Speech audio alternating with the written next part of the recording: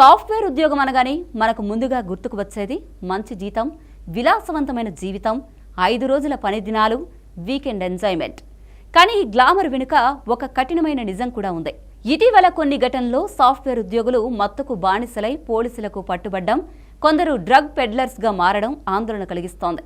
పట్టుబడిన తర్వాత వారు చెప్పిన కారణం మరింత షాకింగ్గా ఉంది. తమపై ఉన్న పని ఒత్తిడిని భరించలేక మానసిక ప్రశాంతత కోసం ఈ దారిని ఎంచుకున్నామని చెబుతున్నారు. వీకెండ్ పార్టీలు, పబ్ కల్చర్ పేరుతో మొదలైన ఈ అలవాట్లు క్రమంగా వ్యసనంగా మారి జీవితాలను దెబ్బతీస్తున్నాయి. కొందరు విదేశీ నెట్వర్క్లతో సంబంధాలు పెంచుకుని మరింత ప్రమాదకర మార్గాల్లోకి వెళుతున్నారు. అయితే ఒత్తిడిని తగ్గించుకోవడానికి డ్రగ్స్ వంటి తాత్కాలిక మార్గాలు కాదు, యోగా, వ్యాయామం, ధ్యానం లేదా మనకు ఇష్టమైన కళలు నేర్చుకోవడం వంటి సానుకూల మార్గాలు అవసరం. ఎందుకంటే ఒకసారి మత్తుకు బానిస అయితే నష్టపోయేది కేవలం కెరీర్ కాదు, మీ జీవితం. ఇలాంటి అవేర్నెస్ న్యూస్ కోసం 9+ న్యూస్ ఛానల్ను సబ్స్క్రైబ్ చేసుకోండి.